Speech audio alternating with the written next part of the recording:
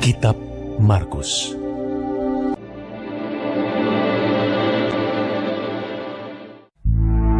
Pada suatu kali, serombongan orang Farisi dan beberapa ahli Taurat dari Yerusalem datang menemui Yesus. Mereka melihat bahwa beberapa orang muridnya makan dengan tangan najis, yaitu dengan tangan yang tidak dibasuh.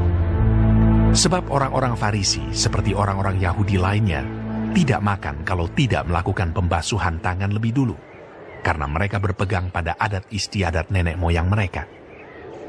Dan kalau pulang dari pasar, mereka juga tidak makan kalau tidak lebih dahulu membersihkan dirinya.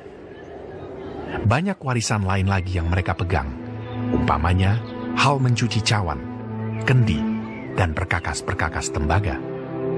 Karena itu, orang-orang Farisi dan ahli-ahli Taurat itu bertanya kepadanya, "Mengapa murid-muridmu tidak hidup menurut adat istiadat nenek moyang kita, tetapi makan dengan tangan najis?" Jawabnya kepada mereka, "Benarlah nubuat Yesaya tentang kamu, hai orang-orang munafik. Sebab ada tertulis, bangsa ini memuliakan aku dengan bibirnya, padahal hatinya jauh daripadaku. Percuma mereka beribadah kepadaku, sedangkan ajaran yang mereka ajarkan ialah perintah manusia. Perintah Allah kamu abaikan untuk berpegang pada adat istiadat manusia." Yesus berkata pula kepada mereka, "Sungguh pandai kamu mengesampingkan perintah Allah, supaya kamu dapat memelihara adat istiadatmu sendiri. Karena Musa telah berkata, hormatilah ayahmu dan ibumu, dan siapa yang mengutuki ayahnya atau ibunya harus mati. Tetapi kamu berkata, kalau seorang berkata kepada bapanya atau ibunya, apa yang ada padaku yang dapat digunakan untuk pemeliharaanmu sudah digunakan untuk korban, yaitu persembahan kepada Allah, maka kamu tidak membiarkannya lagi berbuat sesuatu pun untuk bapanya atau ibunya. Dengan demikian, firman Allah kamu nyatakan tidak berlaku demi adat istiadat yang kamu ikuti itu. Dan banyak hal lain seperti itu yang kamu lakukan." Lalu Yesus memanggil lagi orang banyak dan berkata kepada mereka, "Kamu semua, dengarlah kepadaku dan camkanlah. Apapun dari luar yang masuk ke dalam seseorang tidak dapat menajiskannya. Tetapi apa yang keluar dari seseorang, itulah yang menajiskannya. Barang siapa bertelinga untuk mendengar, hendaklah ia mendengar." Sesudah ia masuk ke sebuah rumah untuk menyingkir dari orang banyak, murid-muridnya bertanya kepadanya tentang arti perumpamaan itu. Maka jawabnya, "Apakah kamu juga tidak dapat memahaminya? Tidak tahukah kamu bahwa segala sesuatu dari luar yang masuk ke dalam seseorang tidak dapat menajiskannya?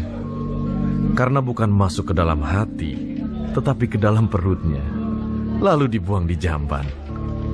Dengan demikian, ia menyatakan semua makanan halal. Katanya lagi, Apa yang keluar dari seseorang, itulah yang menajiskannya. Sebab dari dalam, dari hati orang, timbul segala pikiran jahat, percabulan, pencurian, pembunuhan, perzinahan, keserakahan, kejahatan, kelicikan, hawa nafsu, iri hati, hujat, kesombongan, kebebalan. Semua hal-hal jahat ini timbul dari dalam dan menajiskan orang.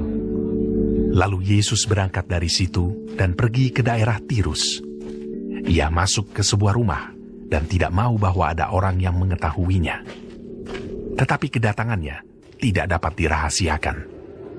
Malah seorang ibu yang anaknya perempuan kerasukan roh jahat segera mendengar tentang dia, lalu datang dan tersungkur di depan kakinya. Perempuan itu seorang Yunani bangsa Siro-Fenisia. Ia memohon kepada Yesus untuk mengusir setan itu dari anaknya. Lalu Yesus berkata kepadanya, "Biarlah anak-anak kenyang dahulu, sebab tidak patut mengambil roti yang disediakan bagi anak-anak dan melemparkannya kepada anjing."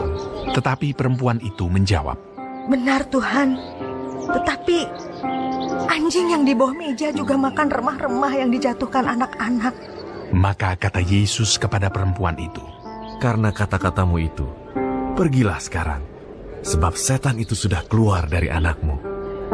Perempuan itu pulang ke rumahnya, Lalu didapatinya anak itu berbaring di tempat tidur, sedang setan itu sudah keluar. Kemudian Yesus meninggalkan pula daerah Tirus, dan dengan melalui Sidon pergi ke Danau Galilea di tengah-tengah daerah Dekapolis. Di situ orang membawa kepadanya seorang yang tuli dan yang gagap, dan memohon kepadanya supaya ia meletakkan tangannya atas orang itu. Dan sesudah Yesus memisahkan dia dari orang banyak, sehingga mereka sendirian, ia memasukkan jarinya ke telinga orang itu.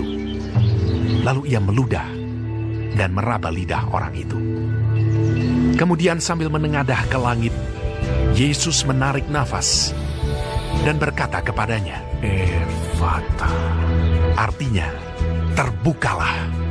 Maka terbukalah telinga orang itu, dan seketika itu terlepas pulalah pengikat lidahnya. Lalu ia berkata-kata dengan baik.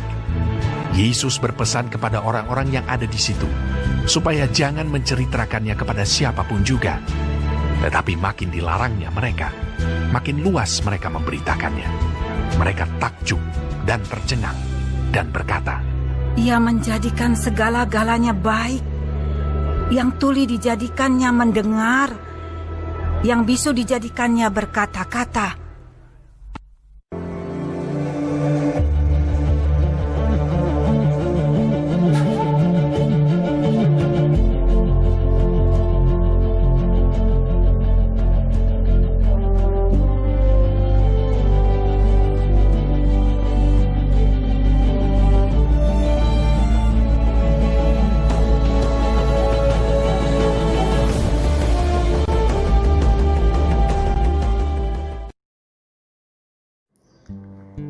Shalom semua jemaat Tuhan.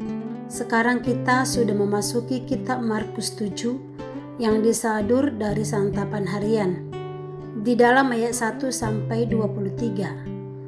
Orang-orang Yahudi meninggikan tradisi. Tradisi ini mereka campur dengan ibadah. Mereka tidak lagi bisa membedakan yang mana berotoritas ilahi. Contohnya, ketika murid-murid tidak mencuci tangan sebelum makan, mereka menganggap itu najis. Di ayat 1-5, orang Farisi itu datang ke Yerusalem, ada motif yang terselubung, yaitu untuk mencari-cari kesalahan Yesus. Karena itu dengan keras, Yesus menegur mereka. Demi kemunafikan, mereka rela mengabaikan perintah Allah. Lalu orang Yahudi juga mengabaikan pemeliharaan terhadap orang tua. Mereka berpikir kalau sudah mempersembahkan korban kepada Tuhan, maka tidak perlu lagi memperhatikan orang tua. Yesus menjelaskan bahwa makanan yang masuk dari luar tidak mencemari hati, tapi kenajisan sesungguhnya terdapat di hati yang dikeluarkan melalui perkataan dan tindakan jahat.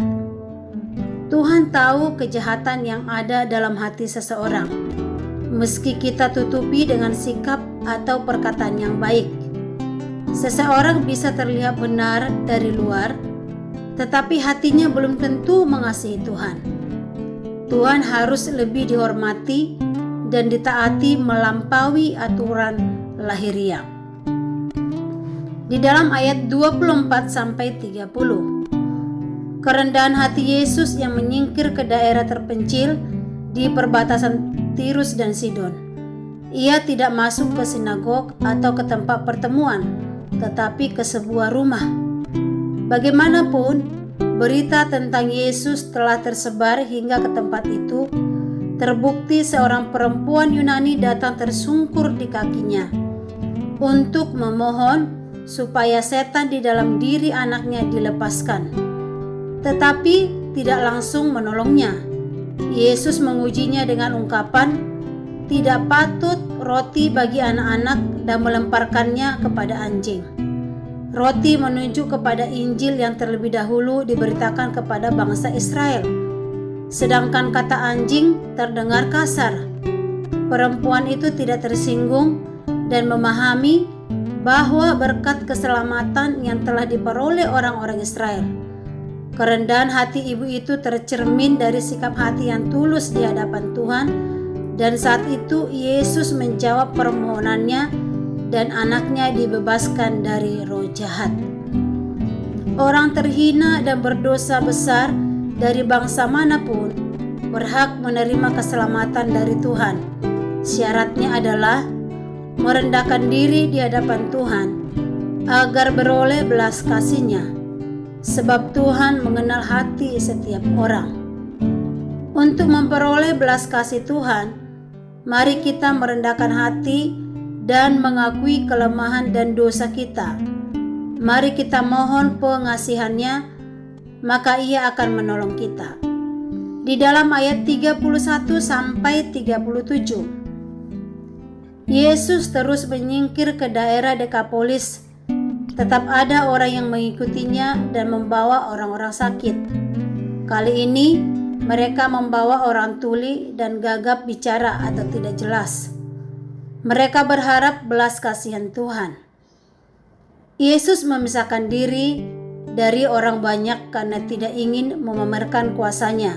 Di dalam ayat 33 sampai 35.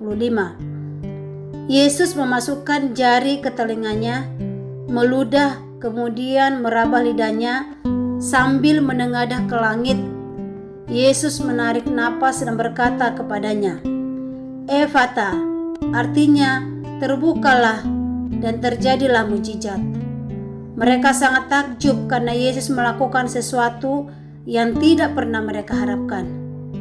Yesus membuat segala-galanya menjadi baik. Semuanya berjalan sesuai dengan kehendak-Nya. Amin. Tuhan Yesus memberkati kita semua.